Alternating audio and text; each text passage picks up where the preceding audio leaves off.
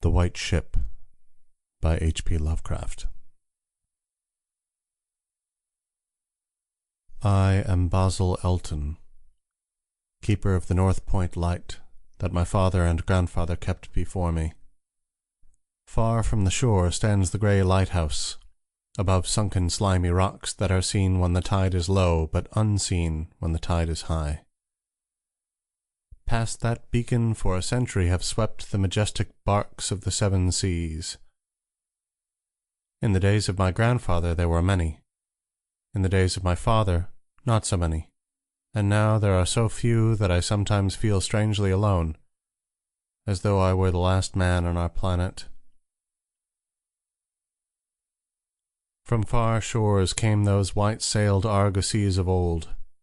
From far eastern shores where warm suns shine and sweet odours linger about strange gardens and gay temples.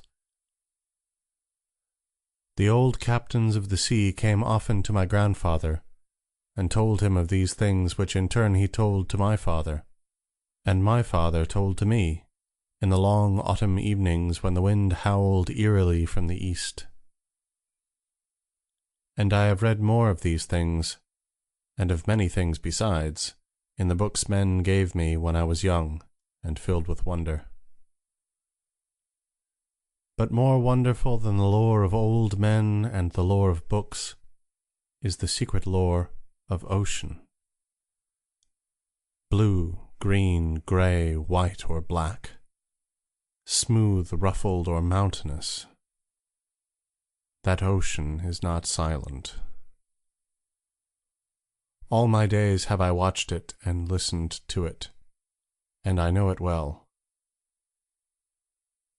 At first it told to me only the plain little tales of calm beaches and near ports, but with the years it grew more friendly and spoke of other things, of things more strange and more distant in time and space.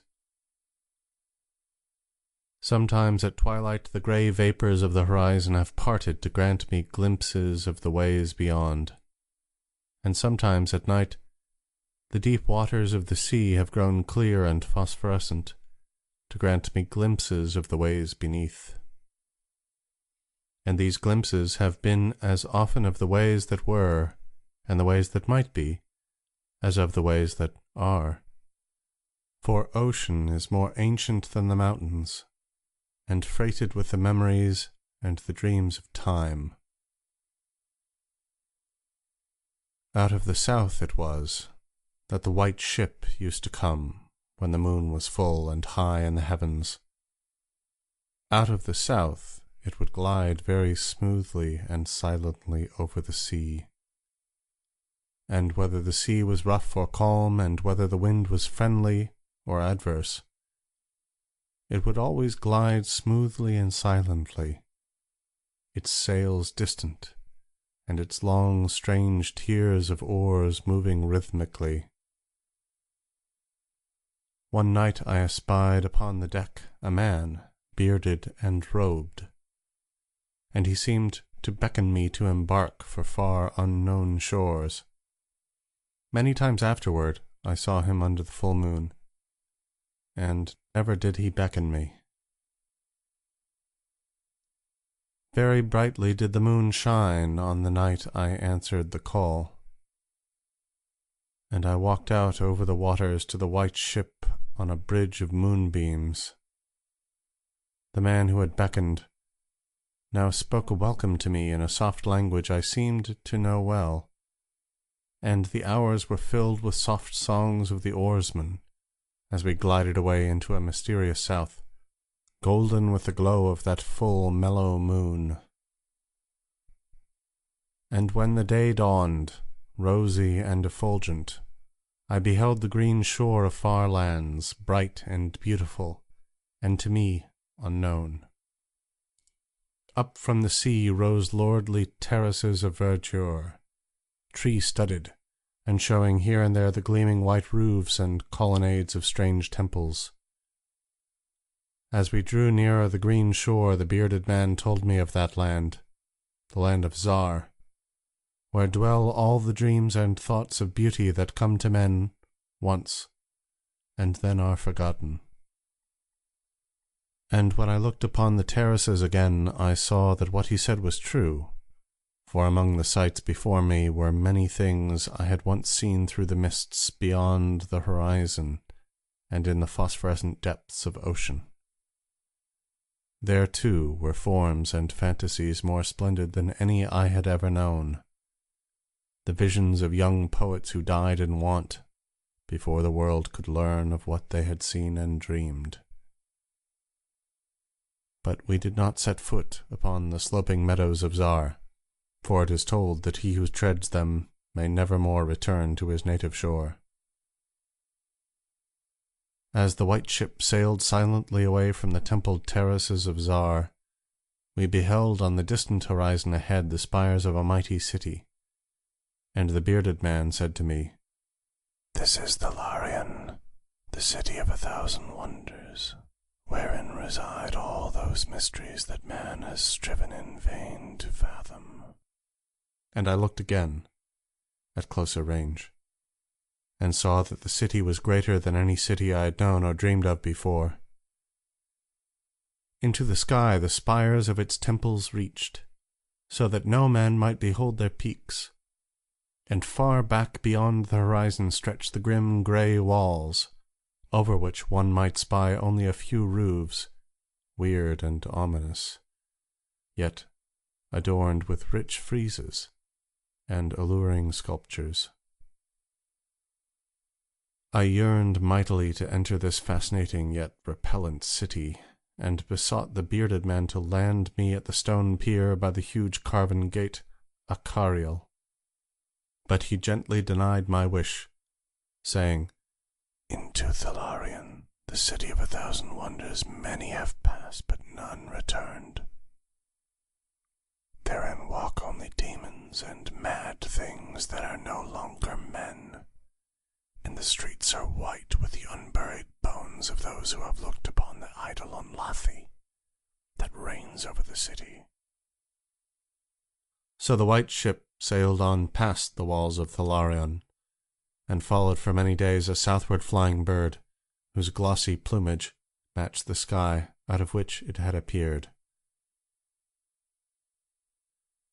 Then came we to a pleasant coast, gay with blossoms of every hue, where as far inland as we could see basked lovely groves and radiant arbours beneath a meridian sun.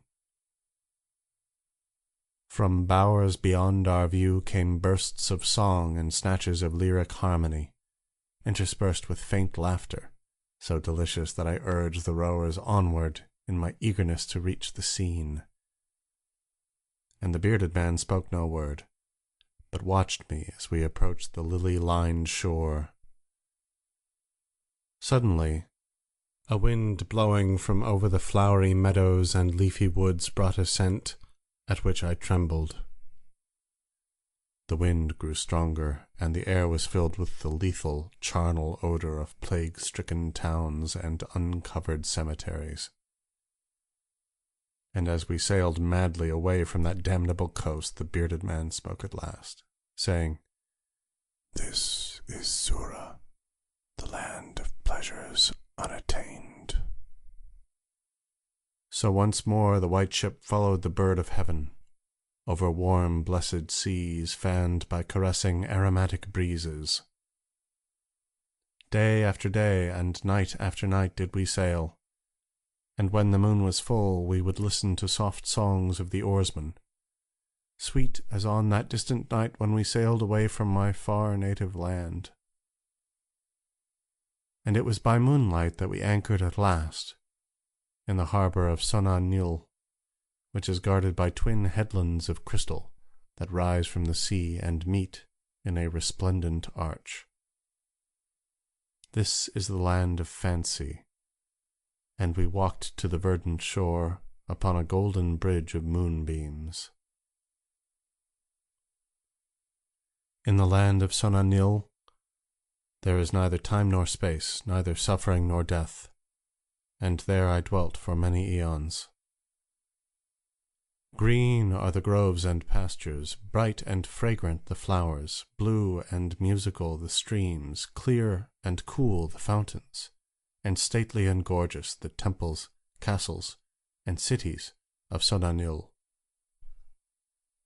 Of that land there is no bound, for beyond each vista of beauty rises another more beautiful. Over the countryside and amidst the splendor of cities can move at will the happy folk, of whom all are gifted with unmarred grace and unalloyed happiness. For the eons I dwelt there, I wandered blissfully through gardens where quaint pagodas peep from pleasing clumps of bushes, and where the white walks are bordered with delicate blossoms. I climbed gentle hills from whose summits I could see entrancing panoramas of loveliness, with steepled towns nestling in verdant valleys, and with the golden domes of gigantic cities glittering on the infinitely distant horizon. And I viewed by moonlight the sparkling sea, the crystal headlands, and the placid harbour, wherein lay anchored the white ship. It was against the full moon one night in the immemorial year of Tharp that I saw outlined the beckoning form of the celestial bird, and felt the first stirrings of unrest. Then I spoke with the bearded man, and told him of my new yearnings to depart for remote Cathuria, which no man hath seen, but which all believe to lie beyond the basalt pillars of the west.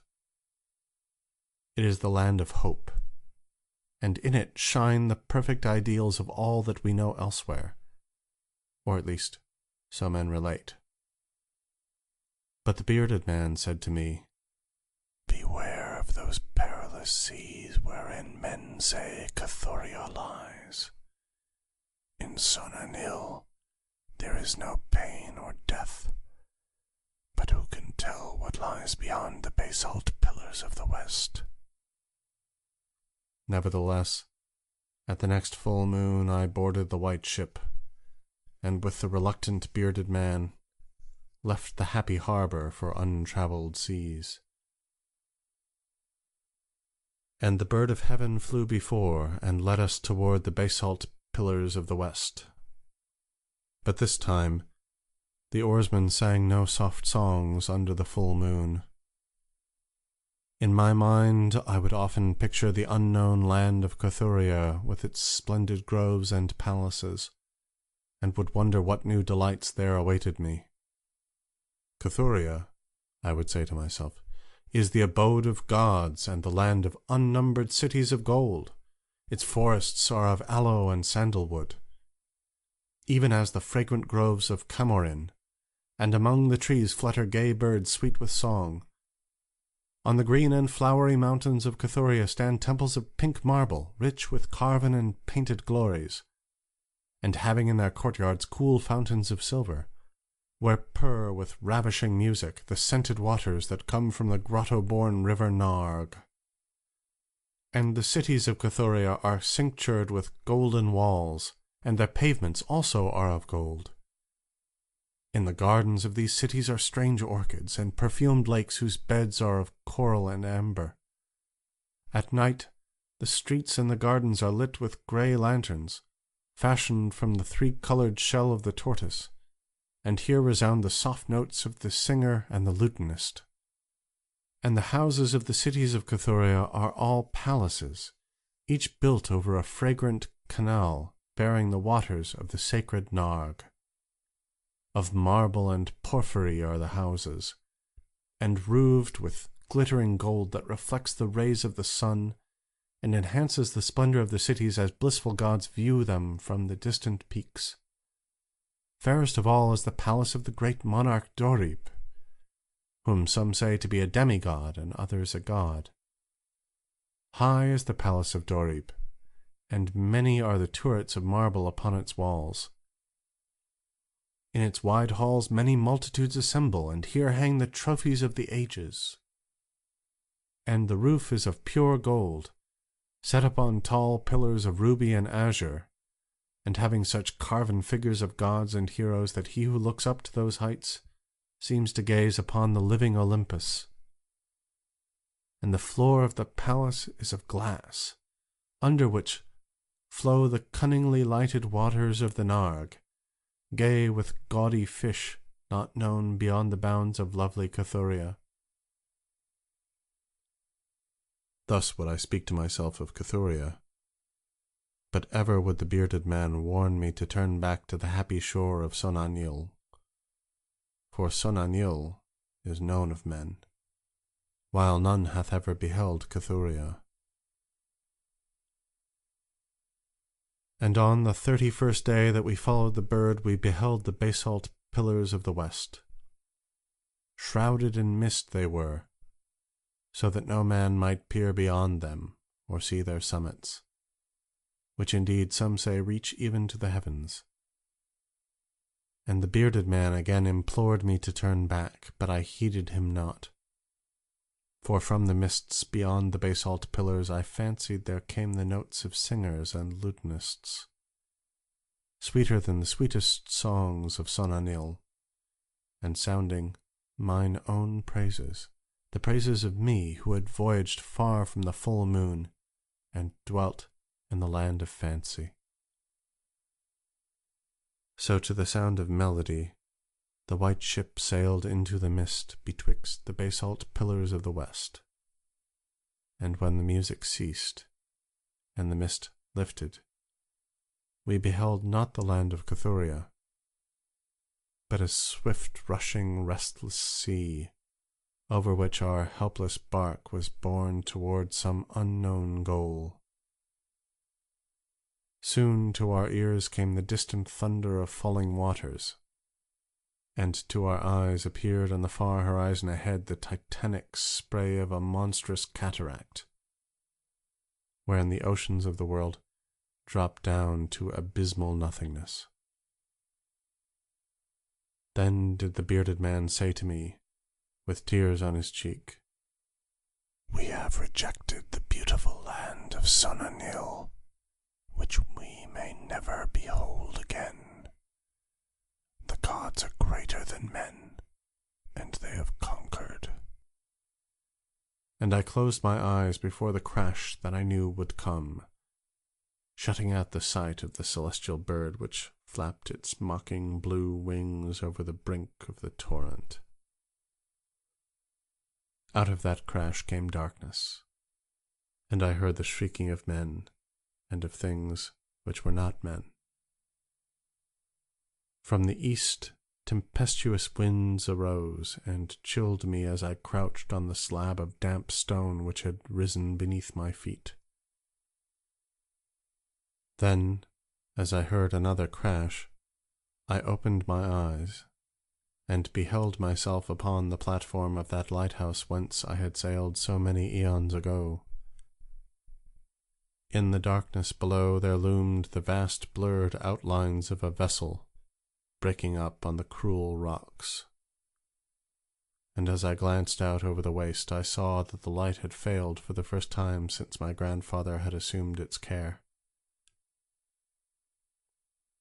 And in the later watches of the night, when I went within the tower, I saw on the wall a calendar which still remained as when I had left it in the hour I sailed away. With the dawn I descended the tower and looked for wreckage upon the rocks, but what I found was only this: a strange dead bird whose hue was as of the azure sky, and a single shattered spar of a whiteness greater than that of the wave-tips or of the mountain snow. And thereafter the ocean told me its secrets no more, and though many times since has the moon shone full and high in the heavens, the white ship from the south never came again.